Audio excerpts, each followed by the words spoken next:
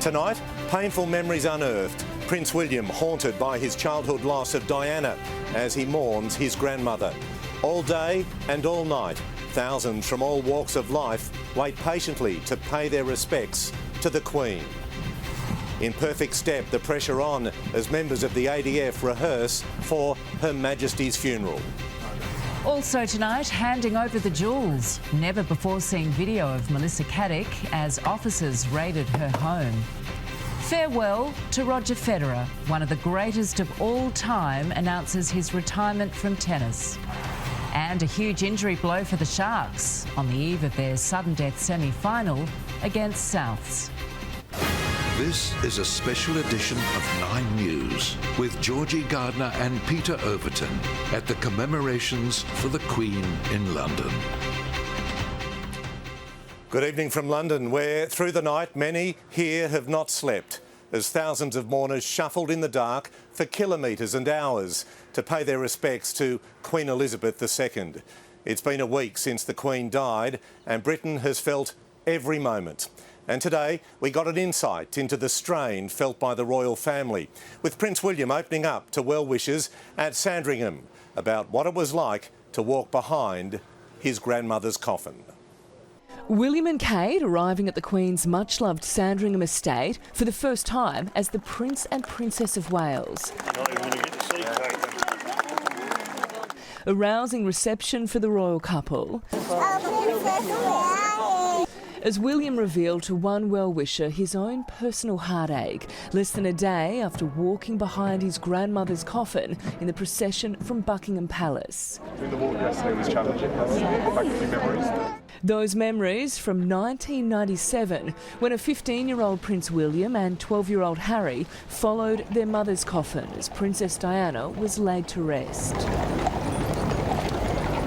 25 years on, the now heir to the throne offered comfort to strangers, accepting flowers and messages of support in return. Yeah, it's very moving. I find reading the notes quite hard, actually, especially the children's notes. They get me every time. At a place intrinsically linked to the history of the royal family. Unbelievable. It's a day that I've waited so long for, to see William and Kate. What was it like for you to see Princess Kate? It was amazing and I'll never forget it. It was so important because it was like we're actually saying goodbye now. Sandringham is where the Queen celebrated Christmas each year, surrounded by family. It's where Prince Philip retired and where King George VI, the Queen's beloved father, died, a moment that would change her young life forever. In the crowd, 100-year-old Jessie Middleditch clutches a card. It's a birthday message from the Queen that arrived only recently, one of the last from Her Majesty that will likely ever be mailed. What did you think, getting a birthday card from the Queen? Well, I knew I was getting, but it was lovely, lovely, lovely. And especially now she's died, because we've got a real lovely memory of her. I think it's going to be a very special family piece that we will treasure now for a long, long time. It's the first time Prince William and Kate have visited Sandringham since the Queen's death, and you can see from the reaction of locals here, it's a really special moment. Many have described a deep sense of connection with the Queen. For the King today, a brief pause. He spent the day at home in Gloucestershire, one of his only opportunities to grieve privately. But the royal work went on. Some very nice. Oh, that's they're not for me, are they? The pink ones are for you. Princess Anne was back in Scotland, visiting organisations of which the Queen was patron. While in Manchester, the Earl and Countess of Wessex met mourners, one sharing a long hug with Sophie after a gruelling and emotional week. In Sandringham, Curry-Ann Greenbank, 9 News. King Charles is set to resume his tour of the UK in a few hours' time, visiting Cardiff in Wales. 9 News' Edward Godfrey is there. Edward, what's planned? A big day of engagements, Peter, for King Charles and Camilla, the Queen Consort, who'll be arriving here in Cardiff, Wales in a little over an hour's time. We understand they'll be arriving here by helicopter and be greeted by a 21-gun salute. Their first engagement will be at Llandaff Cathedral for a remembrance service for prayers and reflection on the life of Queen Elizabeth II. From there, they'll head to the Senate in Cardiff Bay, where Charles will be greeted by Wales's First Minister. And then from there, it's really the big one for the public, a reception here at Cardiff Castle, right in the heart of town. That's where the big crowds are expected, and we understand the first 2,000 people will be allowed inside the castle grounds, where they'll get a close glimpse of Charles and Camilla and perhaps even the chance to meet them. This is seen as a really important visit for the monarchy. For many years, there's been quite a lot of unrest among many of the Welsh people and a strong desire for Wales to break away from the kingdom. Charles himself was brought out of university in Cambridge to come and study here for a term as a young man. His investiture was held here. That was to strengthen those links with Wales. And Charles's first act as king within the first couple of days of the Queen passing was to announce William as the new Prince of Wales. And William has expressed his desire to travel here too as soon as possible. We can expect to see the royals here quite a lot moving into the future. But Peter, a big day of engagements here in Cardiff, Wales. As I say, a very important visit. The crowds are building. Lots of people here eager to catch a glimpse of King Charles and Camilla, the Queen Consort. Edward, thank you so much. Well, a select group of Australian Defence Force personnel has been flown to London for a special role in the Queen's funeral. The soldiers, sailors and pilots are part of a Commonwealth contingent marching alongside their British counterparts. Practice makes perfect. So at 2 a.m. in London, soldiers in full dress rehearsed for Her Majesty's funeral. But it's not an all-British affair. In the darkness, military men and women from the Commonwealth fall into line. There's sadness, but it's also a truly humbling experience to be part of this. It was such an incredible experience. Even though it was 2:30 in the morning, there was locals out. I've always served on a ship with HMAS in front of it, and it was really quite humbling to be able to rehearse today. 39 Australians from the Army, Navy and Air Force will join troops from New Zealand and Canada in the funeral procession, and the pressure is on. And there's absolutely nothing left to chance, and the team are continuing practicing right up to the event. It's been quite an experience. It's quite tiring, but again, super proud, and it's a great achievement. My family's very supportive of me being here and super proud of what I'm achieving over here. They'll soon be joined by the Prime Minister and the Queen's representative in Australia, Governor-General David Hurley. They weren't the only VIPs on the Air Force jet bound for London. Paralympian Dylan Alcott among 10 everyday Australians who've made their mark, invited by Buckingham Palace. Charity founder Danny Abdullah, who lost 3 children in a Sydney car crash, and champion horse trainer Gay Waterhouse are also on board. On Monday, the world's focus will be on here, Westminster Abbey, and today the Palace released more details on what is expected to be the most watched broadcast in history. The Archbishop of Canterbury will deliver the sermon at a service which begins at 11 a.m. At 11:55, there'll be 2 minutes of silence observed by the nation before a national anthem. Doctors and nurses, heroes in the pandemic, will be given the honour to lead the Queen's coffin as it begins its final journey. Her Majesty will be buried privately at a deeply personal family occasion, and she'll be laid to rest alongside her beloved Philip. Let's go to Damien Ryan at Westminster. Damien, the Queen's children will be together again for a vigil in the coming hours. That's right, Pete. King Charles, Princess Anne and Princes Andrew and Edward will come together again to stand around their mother, just as they did in Edinburgh earlier this week. The vigil at Westminster Hall will be for 15 minutes, and on this occasion, Pete, Andrew will be permitted to wear his military colours. So too will Prince Harry when he teams up with Prince William and the Queen's 6 other grandchildren who'll take part in their own vigil to guard Her Majesty's coffin on Saturday. Pete? Damien, thank you. Inside Westminster Hall, the crowds keep pouring in. Among them, police officers, a former British Prime Minister and everyday people overcome by the gravity of goodbye. It's the longest of waits in the long goodbye, and what's been dubbed the Elizabeth line. Many arriving before dawn for a wait of up to 12 hours. For sisters Joan and Pauline, their poignant journey to see the monarch was a very personal one. Our husbands have both died and we've both got their ashes with us. Them. Yeah. Yes.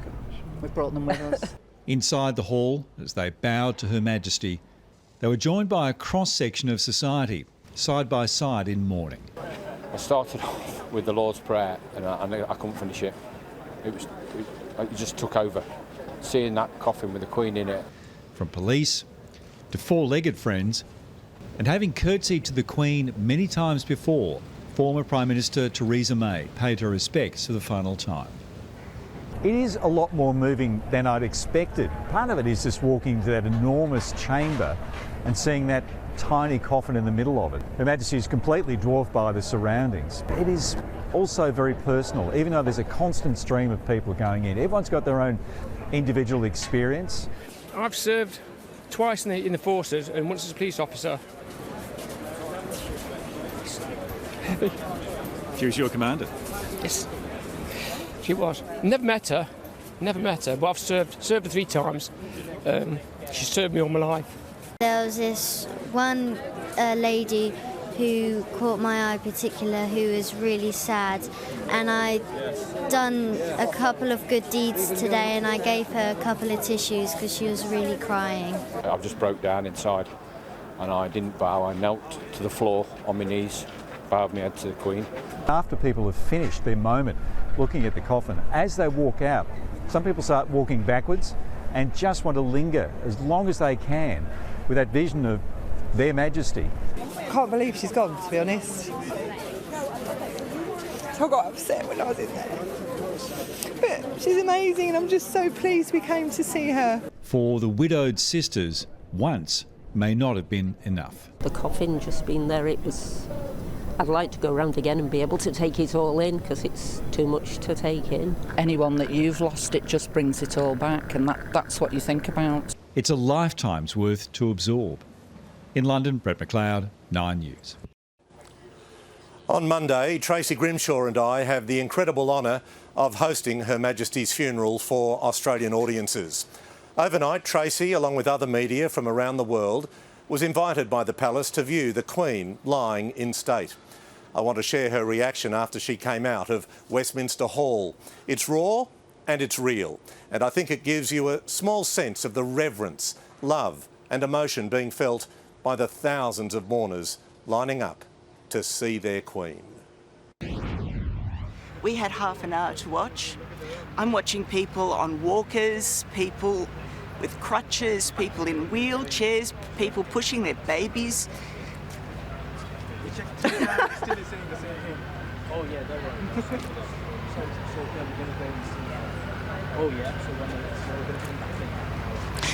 Pushing their babies in prams. 4 soldiers in khakis all stopped and saluted her.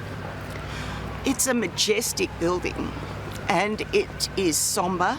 It's actually not sad. These are not sad tears. I think they're tears that recognise what people are feeling as they go in there. And I think everyone brings what they bring. But you know what I felt like standing there looking? I thought, she's still doing her duty. After all these years, she's been gone a week now. It's a week tonight. And she's still doing her duty. And I really think she'd just like to get back to her husband. Beautiful, Tracy. Thank you. Thank you so much. Well, I'll have more from London here at Buckingham Palace a little later in the bulletin, but for now it's back to you, Georgie, in Sydney. Thank you so much, Pete.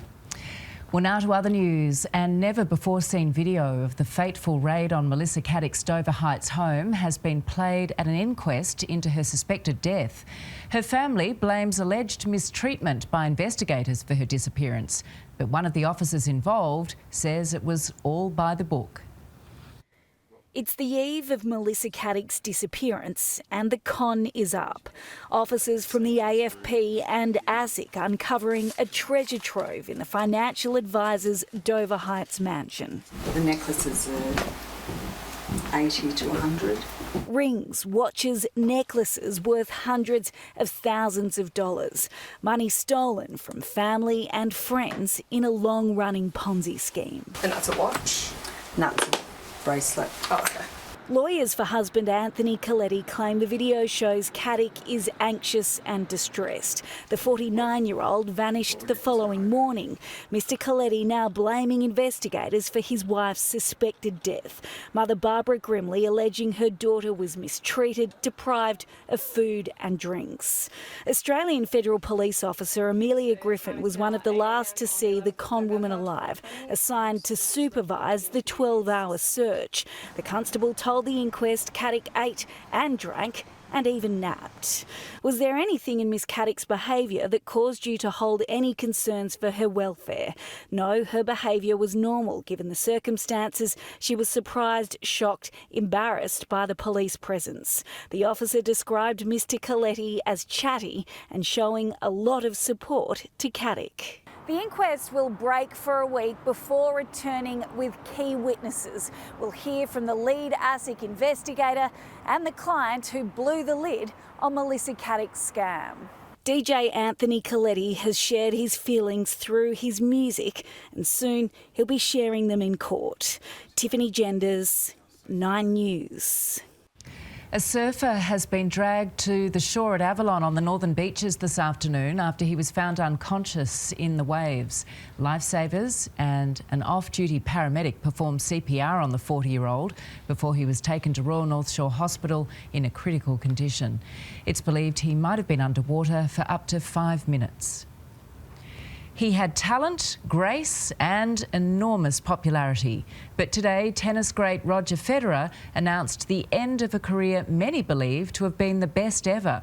He won 20 Grand Slam titles in a golden era of the game, which saw epic rivalries with fellow legends Rafael Nadal and Novak Djokovic. Wimbledon, Roland Garros and Melbourne Park. 1,500 matches over 24 years in 40 countries and nothing left to prove. Tennis has treated me more generously than I ever would have dreamt, and now I must recognise when it is time to end my competitive career. I want to thank you all from the bottom of my heart to everyone around the world who has helped make the dreams of a young Swiss ball kid come true. The 4.5-minute message to his followers praised his wife Mirka and their 2 sets of twins for their enduring support of one of the greatest sporting resumes in history. 20 Grand Slam titles, 3rd all-time. Only Novak Djokovic and Rafael Nadal ahead of him. 6 Australian Open victories, including his final major in 2018. And Federer finds a way to number 6. A knee injury has kept him from playing since losing Wimbledon last year, but many hoped he might have one more in him. I've worked hard to return to full competitive form, but I also know my body's capacities and limits, and its message to me lately has been clear. From his greatest competitor, "Dear Roger, my friend and rival, I wish this day would have never come." Billie Jean King called him a champion's champion, praising him for his powerful tennis mind. But it was the way he carried himself off the court that earned Federer universal respect. The Swiss put him on a stamp and a coin, and the tennis world will never forget his name. Alison Petrowski, 9 News. It is time now for a quick look at today's weather. Hi, Ellie. Good evening, Georgie. Well, spring has sprung in yesterday's storms and showers. It was a very warm and sunny day today with a low of around 12 degrees overnight. The city climbed to a top of 24.8, making it the warmest day since May. Can you believe that's 5 degrees above average? It was warm in the west too as well. Penrith dipping to around 9 degrees just before dawn before warming up to a top of 24.9. And it'll stay warm into the weekend. I'll have more of that good news soon. Georgie. See you then. Thank you, Ellie. A crumpled mess at the side of a Beverly Hills street. 5 teenagers were inside this car when it careered out of control. A plea from police next. The Reserve Bank governor grilled over his forecast for interest rates that didn't eventuate. And sports fever sweeps Sydney. Which suburbs to avoid tomorrow for traffic chaos?